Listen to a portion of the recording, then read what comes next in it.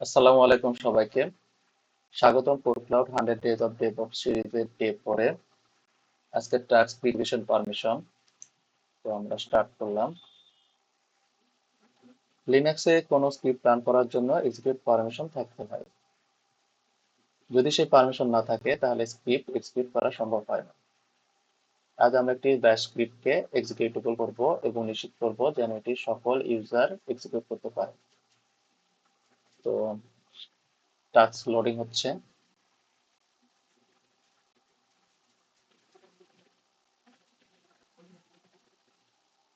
এখানে একটা ডেস্কটপ আছে অ্যাপ সার্ভার 3 তে, যা এক্সিকিউটেবল করতে বলা হয়েছে।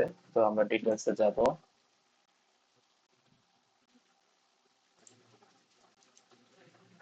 এসএসএস করব।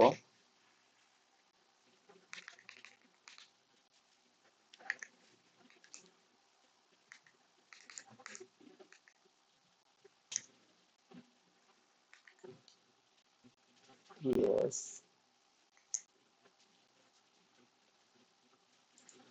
পাসওয়ার্ড দিতে হবে।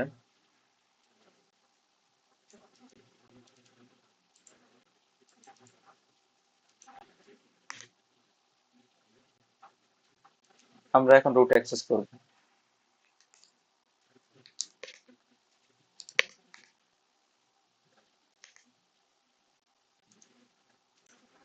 আমরা এখন রুট প্রিভিলেজ পাইছি। তো আমরা এখন দেখব ব্যাশ স্ক্রিপ্টে কি কি পারমিশন আছে।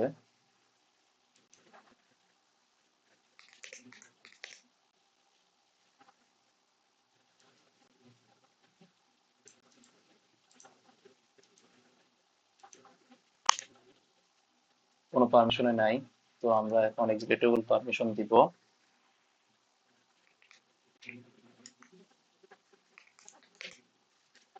অল ইউজারকে দিব এক্সিকিউট পারমিশন।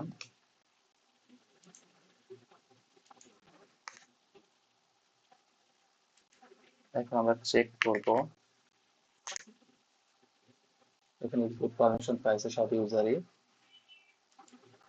তো আমরা ব্যাশ চেক করব এখন।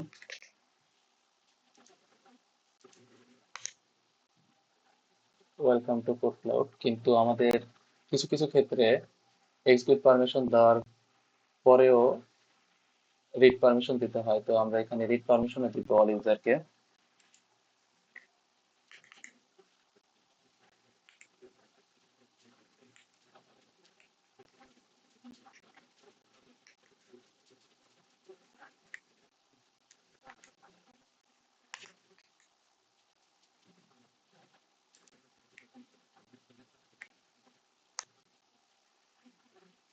এখন আমরা টাস্ক চেক করব, কনফার্ম দেব। টাস্কটি কমপ্লিট হয়েছে।